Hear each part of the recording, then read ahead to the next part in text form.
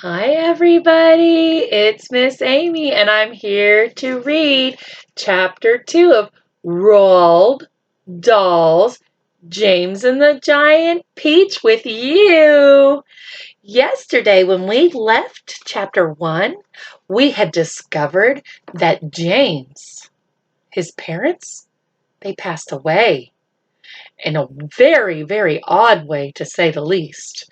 They were in the city in London, and a rhinoceros that escaped the zoo attacked them and killed them. Now, I don't know if that's a true story or not.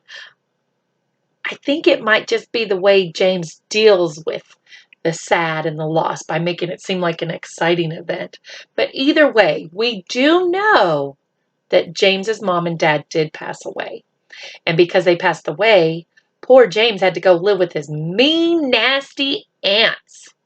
And they were not nice to him, and they treated him very badly and made him do lots and lots of work. But James put on the best that he could, and he tried to make the best of what he had. Now, when we left James yesterday, he was in the garden. He was staring out to his old home and the sea, because he could see it very, very small, but in the distance he could see it. Now, boys and girls, just remember, Miss Amy does not own the rights to this book. I just own the book, and I'm glad I get to share one of my favorites with you. So let's break open this spine, and let's get into Chapter 2. After James Henry Trotter had been living with his aunts for 3 whole years, there came a morning when something rather peculiar happened to him. And this thing, which I say was only rather peculiar, soon caused a second thing to happen, which was very peculiar. And then the very peculiar thing in its own turn caused a really fantastically peculiar thing to occur. Now, yesterday when we left, I said I didn't know what ramshackle meant when it was talking about the aunt's home was a ramshackle house. A ramshackle house is kind of a shack. It's kind of beat up and not in very good shape. So I guess today's word is peculiar. Do you know what peculiar means? It means very strange or odd. So let's see what this very fantastically peculiar thing is. I'm excited. All right. It started on a blazing hot day in the middle of the summer. Aunt Sponge, Aunt Spiker, and James were all out in the garden. I guess it's kind of nice they were together, maybe. James had been put to work as usual. This time he was chopping wood for the kitchen stove. Aunt Sponge and Aunt Spiker were sitting comfortably in deck chairs nearby, sipping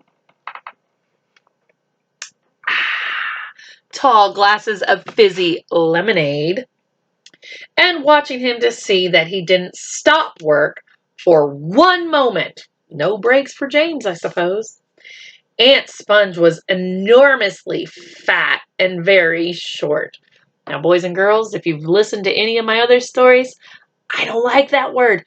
Don't say it. It's not nice. There's other words that you can use. Fat is an ugly word. Let's not use it. But I guess while we read the book, we have to. She had small piggy eyes, a sunken mouth, and one of those white, flabby faces that looked exactly as though it had been boiled. She was like a great white, soggy, overboiled cabbage. Aunt Spiker, on the other hand, was lean and tall and bony, and she wore steel-rimmed spectacles that fixed onto the end of her nose with a clip.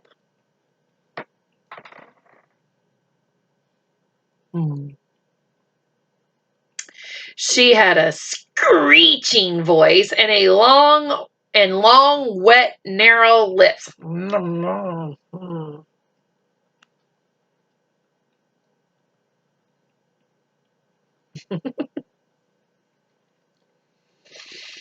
And whenever she got angry or excited, little flecks of spit would come shooting out of her mouth as she talked. Ooh. And there they sat, these two ghastly hags, sipping their drinks and every now and again screaming at James to chop faster and faster. Here's a picture of Aunt Spiker and Aunt Sponge. So here, of course, is Aunt Sponge. And here we have Aunt Spiker.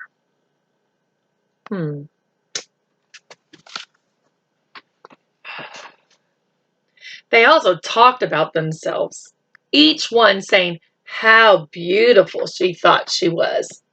Aunt Sponge had a long-handled mirror on her lap, and she kept picking it up and gazing at her own hideous face.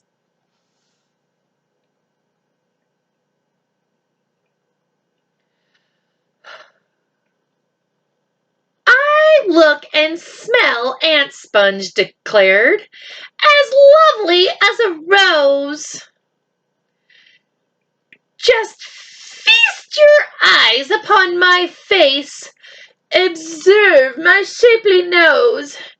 Behold my heavenly silky locks. And if I take off both my socks, you'll see my dainty toes. But don't forget, Aunt Spiker cried, how much your tummy shows.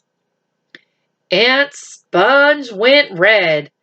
Aunt Spiker said, my sweet, you cannot win.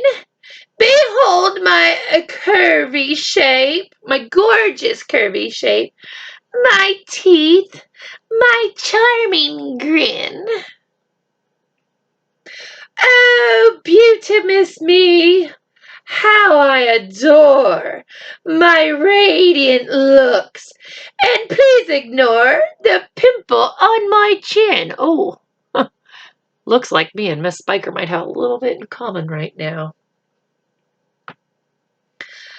My dear old trout outs, Aunt Sponge cried out. You're only bones and skin. Such loveliness as I possess can only truly shine in Hollywood, Aunt Sponge declared. Oh, wouldn't that be fine? I'd captive all the nation's hearts. They'd give me all the leading parts. The stars would all resign.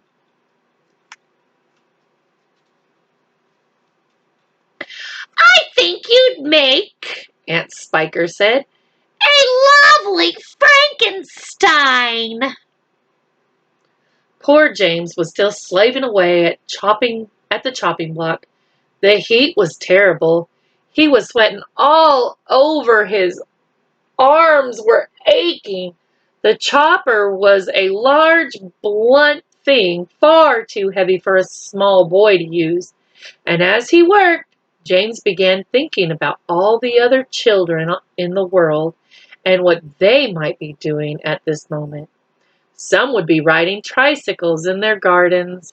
Some would be walking in the cool woods and picking bunches of wildflowers. And all the little friends whom he used to know would be down by the seaside, playing in the wet sand and splashing around in the water. Great tears began oozing out of James's eyes and rolling down his cheeks. He stopped working and leaned against the chopping block, overwhelmed by his own unhappiness. That makes Miss Amy very sad. Look at James. My heart breaks for him. He just lost his parents a few years back, and now they're treating him so unkind.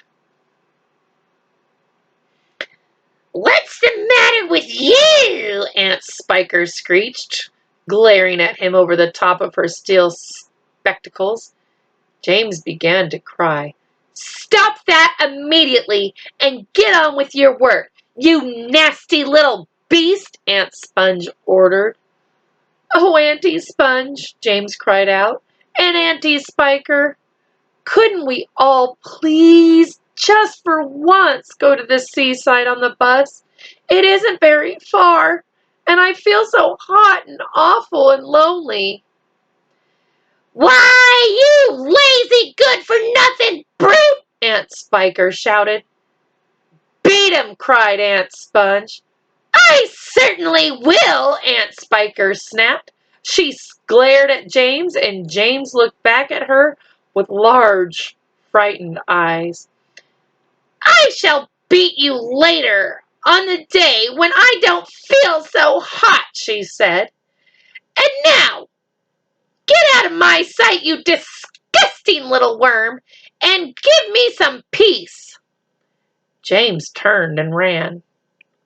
He ran off as fast as he could to the far end of the garden and hid himself behind that clump of dirt, old laurel bushes, that was mentioned earlier on. Then he covered his face with his hands and he began to cry and cry. It kind of makes Miss Amy sad. And guess what, boys and girls? We're not going to get to learn yet what that peculiar, fantastically wonderful thing is that happened, because that's the end of chapter 2. Boys and girls, I hope you join back at reading Roald Dahl's James and the Giant Peach with me tomorrow as we enter into chapter 3. And if you're watching or listening to this before you go to bed, thank you so much for listening. Good night and sleep tight.